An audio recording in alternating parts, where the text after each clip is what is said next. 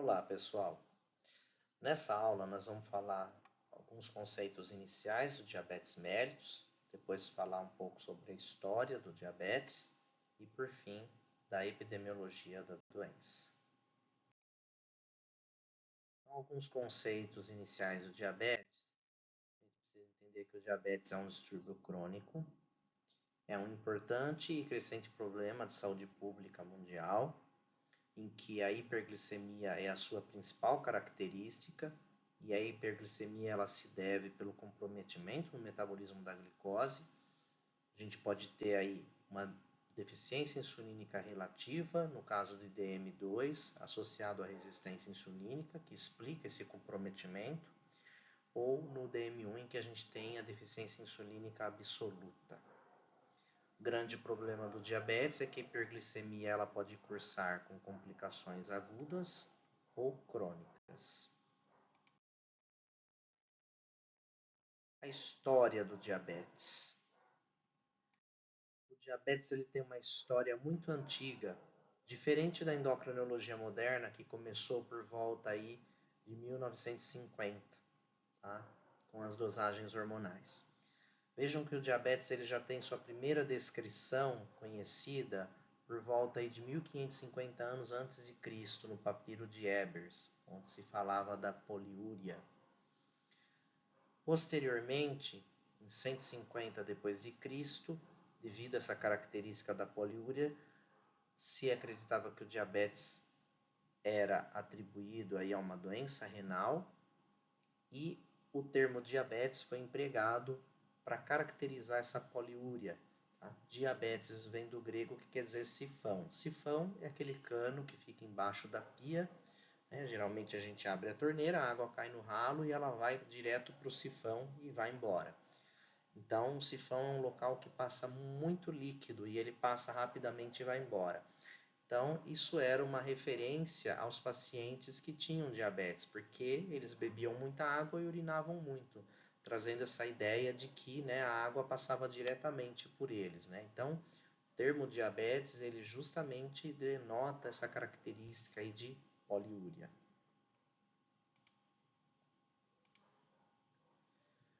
Existe a descrição do diabetes, como uma doença caracterizada pela liquefação da carne e dos membros em urina, que é bastante verdadeiro, e eles entendiam ali que o fluxo de urina era constante e incessante, e que era uma doença crônica e que uma vez estabelecida, ela evoluía rapidamente e até o óbito, a morte do paciente.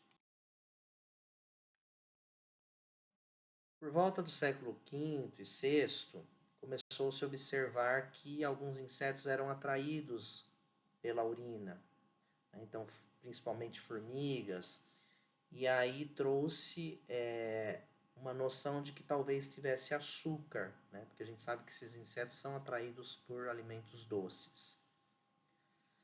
E no século XI, Avicena descreveu essa doença na que foi a primeira enciclopédia médica, que foi o Cânone da Medicina.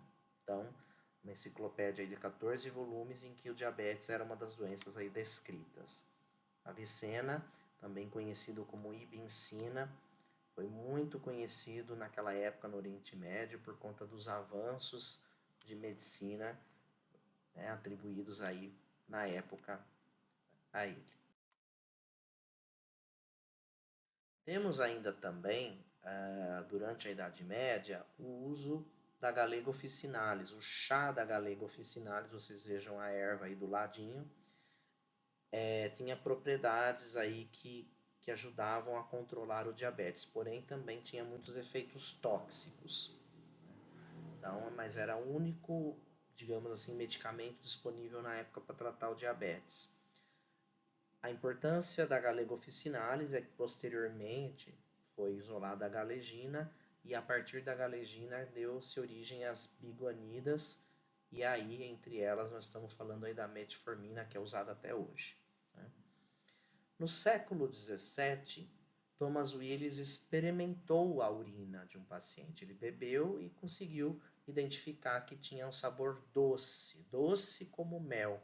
E aí vem o termo mellitus, né? Então, diabetes mellitus, diabetes muita urina, e mellitus com sabor de mel. Então, pacientes que urinavam muito, uma urina com sabor de mel, adocicado, né? Daí o termo diabetes mellitus se consagrou.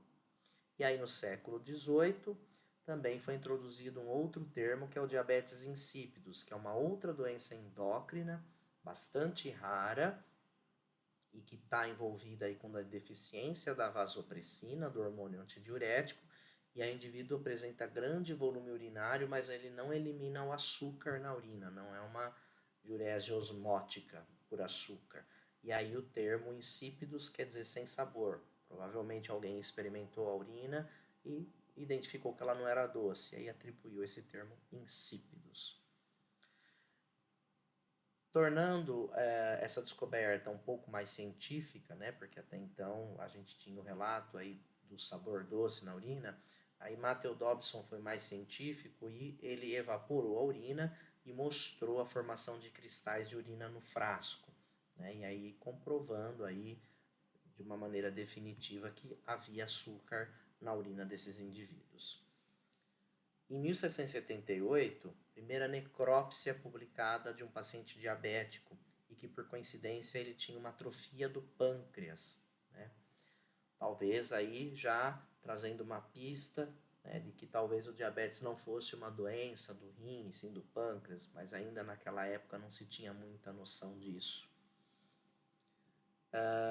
Mais para o fim do século XVIII, a gente tem o relato aí do John Rollo, que atribui o diabetes a uma causa gastrointestinal e não mais renal, porque ele mostra a melhora do capitão Meredith, que era um paciente diabético, né, obeso, e que melhorou, né, com a redução do consumo de carboidratos, com o controle aí da dieta, né?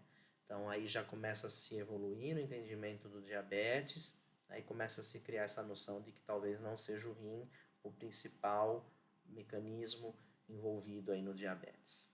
E aí se começam as primeiras tentativas de medir o açúcar no sangue, porque vejam bem, já se sabia que tinha o açúcar na urina, mas nunca ainda se tinha comprovado que esses indivíduos tinham açúcar elevado no sangue, até porque não se podia medir.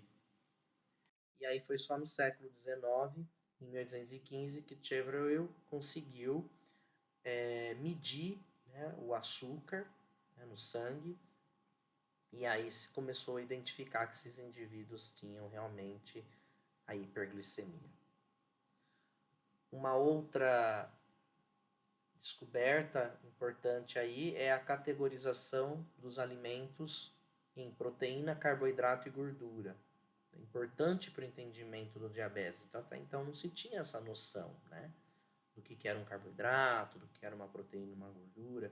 E isso então ajudou no entendimento, né, de que os carboidratos estão envolvidos na fisiopatologia do diabetes, né.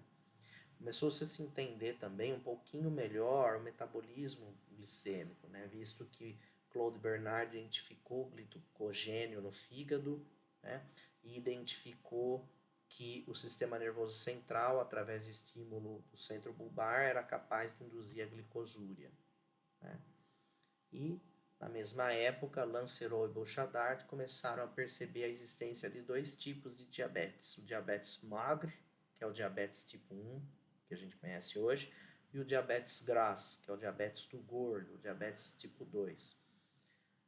Na época, não foi dado crédito para esses pesquisadores, eles foram ridicularizados, né? Mas depois, com o tempo, se viu que realmente eles tinham razão, né, nessa classificação e que existia uma diferença, né, entre indivíduos que eram magros e desenvolviam diabetes muito cedo, né, na infância, muitas vezes na adolescência, e aqueles indivíduos que eram obesos e desenvolviam diabetes aí após os 40 anos de idade. Em 1869, a descrição das ilhotas de Langerhans, muito importante para o entendimento futuro aí do diabetes. A descrição do Adolphe Kussmaul, da respiração de Kussmaul na cetocitose diabética. E em 1889, experimentos de Mering e Mikulski para avaliar o papel do pâncreas no sistema digestório, né? Eles realizaram a pancreatectomia, só que aí eles identificaram que os cães, após esse procedimento, desenvolviam um quadro clínico de diabetes. E aí então se começa a perceber que o pâncreas ele tem um papel na fisiopatologia do diabetes. Vejam que o termo hormônio surge no século XX, em 1902. Então, a endocrinologia moderna, como a gente conhece hoje, ela é muito recente, né? O termo insulina em 1910, apesar de ainda não se ter conseguido isolar essa substância, né? Evoluiu-se nos métodos de medir o açúcar no sangue, a medir a glicemia, e na década de 20 a gente tem então a descoberta da insulina por Banting e Best e os colaboradores MacLeod e Collip, que foram os que mais fizeram aí o trabalho de identificar, mas quem levou os créditos foram Banting e Best, né, e ganharam o prêmio Nobel. E aí então a empresa Lilly, ela assume a produção da insulina e aí a gente entra na era da insulina. O que é interessante aí do Banting e Best é que eles isolaram a insulina e eles mostraram a reversibilidade do quadro do diabetes naqueles cães pancreatectomizados. Então, como a gente pode ver aqui, os dois pesquisadores e o cachorrinho, né, que era pancreatectomizado e tratado com a insulina, mostrando que ele melhorava do diabetes.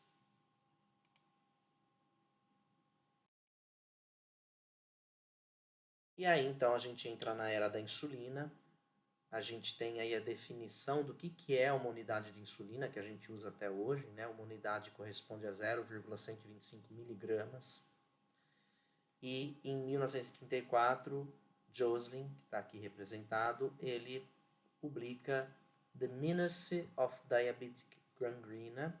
Então ele já é um visionário, ele entende que o diabetes não era só aplicar a insulina e controlar a glicose, mas que era também a prevenção das complicações crônicas, e na época o que mais chamava atenção eram as amputações devido à gangrena, né? Então ele começa um trabalho, né, intensivo, né, e abre um serviço dedicado a isso.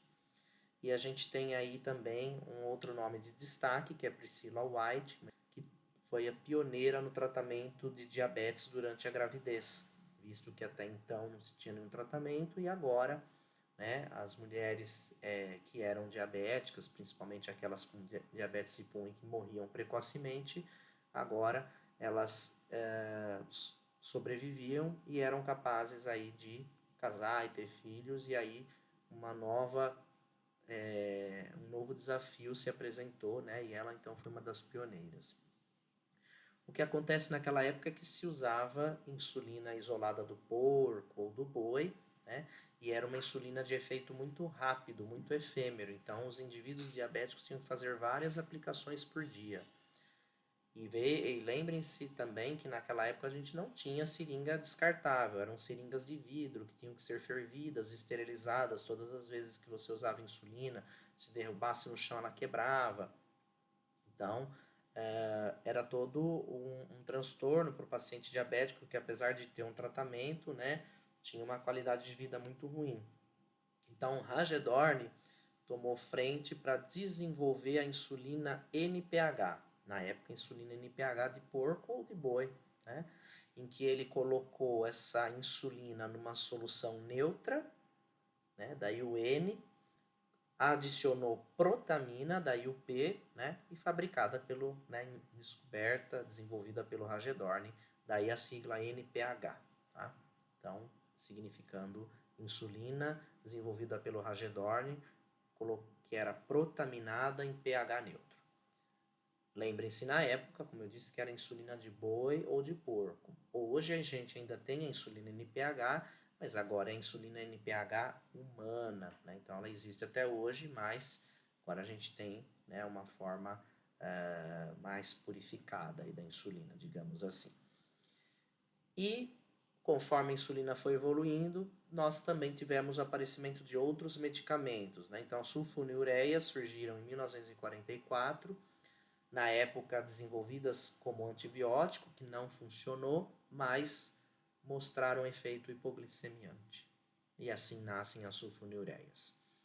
E em 1957 é publicada o primeiro uso, a descrição científica do uso de metformina, né? Então, que derivou, né, da galegina, como a gente viu, daquela erva Galega officinalis, que possibilitou o desenvolvimento dessa molécula, então uma nova medicação para o tratamento do diabetes, que está com a gente aí até hoje, né? E é uma das primeiras indicações para o tratamento do DM2 ainda hoje. Vejam que interessante essa frase de Joslin na era da insulina, em que ele coloca que a dieta na saúde ela é composta principalmente de carboidratos e que a tarefa do diabético moderno é equilibrar os carboidratos em sua dieta. Uma frase dita há mais de 50 anos, mas que ainda é muito atual. Mas por que ele disse isso naquela época? Porque antes da insulina, o que se fazia para o paciente diabético era evitar o consumo do carboidrato, né? Que isso acabava melhorando um pouco, né, a evolução da doença. E aí, com a insulina e com as outras medicações, né, viu-se que era possível que o paciente ingerisse carboidrato, até porque é um substrato energético importante para o nosso organismo, né, mas de uma forma equilibrada. E a gente entra então na era contemporânea, que vem desde a década de 60 até os dias atuais. Esse aqui parece um radinho de pilha, né? De ouvir futebol, aqueles radinhos de pilha do avô, mas na verdade é o Dextrostix Chain Strip. Primeiro aparelho para aferir glicemia, né? O paciente era de uso intra-hospitalar, era um método bem grosseiro, não era muito acurado, mas ajudava, né? E até hoje existe o termo nos hospitais, né? Faz um destro, né? Mas se bem que hoje a gente não tem mais destro, hoje o que a gente tem é glicosímetro e a gente faz a glicosimetria capilar, né? Então, hoje evoluiu bastante. A gente teve aí ao longo da década de 60, né, imunoensaios para dosar insulina no sangue, tivemos aí o transplante de pâncreas, tivemos aí o uso da insulina monocompetente, então mais purificada, e findando a década de 60, né, conseguiu-se produzir insulina humana por tecnologia de DNA recombinante. Então, na década de 80, essas insulinas de boi e de porco, elas foram paulatinamente sendo substituídas pela insulina humana. Então, a insulina humana, pessoal, ela começa a ser usada da década de 80 para frente. Tá? Então, na década de 90, a gente tem essa consolidação, mas antes disso, ainda existia, né, o uso de insulina de boi ou de porco pelos pacientes, e que podia dar muita reação alérgica por conta disso, né? Então melhorou bastante. O uso da metformina foi avançando, né? Na França começou a ser usado no final da década de 70 e aí aqui no Brasil a gente começou o uso da metformina na década de 80, um pouco antes dos Estados Unidos, que ele só aprovou na década de 90, e começou-se a desenvolver tecnologias aí para aplicação de insulina, né, com frascos e seringas descartáveis, que até então não existia. Depois o uso de canetas, que veio facilitar ainda mais. E ainda na década de 90 surge mais uma medicação para o tratamento do diabetes, que são as glitazonas, né? Então aí a gente já tem um arsenal aí de 3 medicações orais e de injetáveis, que seriam a insulina NPH e a insulina regular, né? E na década de 90 a gente tem aí os resultados dos estudos DCCT e o KPDS, que avaliaram complicações crônicas, tanto no diabetes 1 como no diabetes tipo 2, e mudou, né, a forma de abordar o tratamento do diabetes, né? Chegando no novo milênio, né, a gente tem aí os análogos de insulina que chegaram ao mercado de ação prolongada.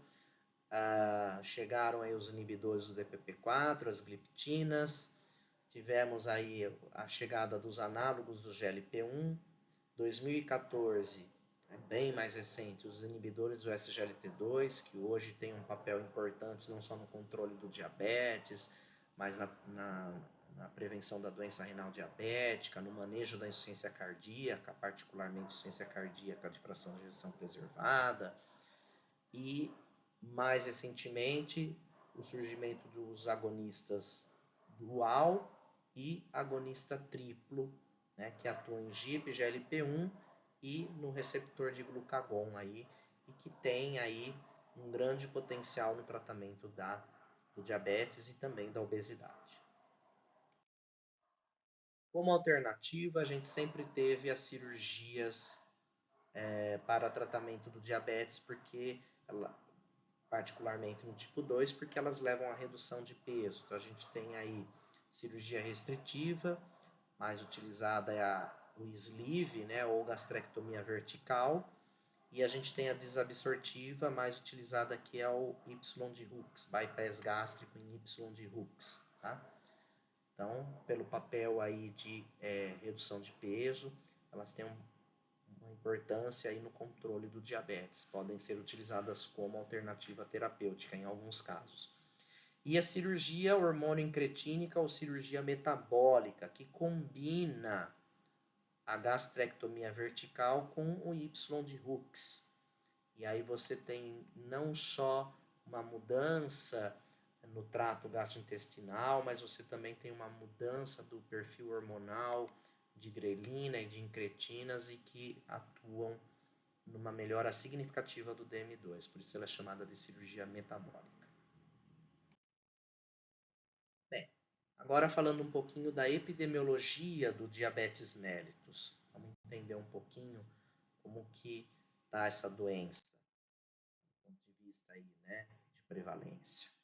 Então vejam que o diabetes tipo 2, ele corresponde a 90% de todos os casos de diabetes no mundo.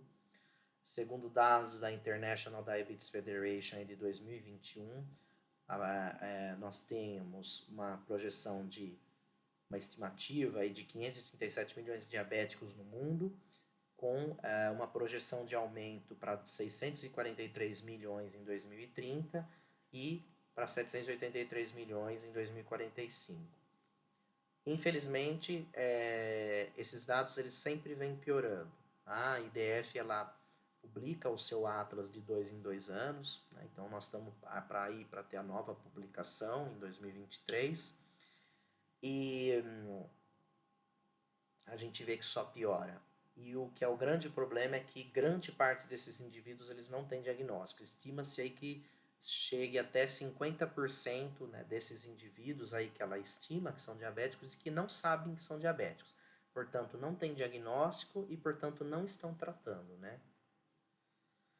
Diabetes tipo 2, né? Quais são os pontos chaves dessa doença? É uma doença que ela acontece por conta de ingesta calórica excessiva, sedentarismo, caracterizada por resistência insulínica, disfunção de célula beta e aumento da síntese hepática de glicose. Envolve uma série de genes, ela é poligênica e é uma doença que pode ter uma manifestação bastante heterogênea, desde indivíduos assintomáticos, oligossintomáticos, até com vários sintomas. A faixa etária geralmente é após os 40 anos, mas também é bastante variável, pode pegar indivíduos mais velhos ou mais novos. A gravidade de hiperglicemia também ao diagnóstico ela é muito variável. E a obesidade, a gente pode ter esse diagnóstico desde indivíduos com discreto sobrepeso até indivíduos com obesidade mórbida. Vejam que a prevalência aqui no Brasil ela é uma prevalência alta, ela gira em torno de 7 a 9%, segundo os dados da IDF. É considerada uma prevalência alta, tá? Para a IDF, o ideal seria uma prevalência aqui menor que 4%, estourando aqui entre 4 a 5%, que é o azul clarinho. Vocês vejam que poucos países se enquadram nessa condição, né? Então, a grande maioria, tanto os países desenvolvidos como países em desenvolvimento, eles têm uma alta prevalência de diabetes. Vejam que Estados Unidos, inclusive, chega a uma prevalência entre 9% a 12%, né? Então, é bastante preocupante. Vejam que a projeção é de aumento do número de diabetes né, em todo o mundo, e a gente vê que essa projeção de aumento até 2045 é de 46%. Né? Então haverá crescimento em todos os países e esse crescimento ele vai ser mais intenso nos países em desenvolvimento. Nos países desenvolvidos vai crescer, mas num ritmo menor, mas ainda assim também vai crescer, aumentar essa prevalência.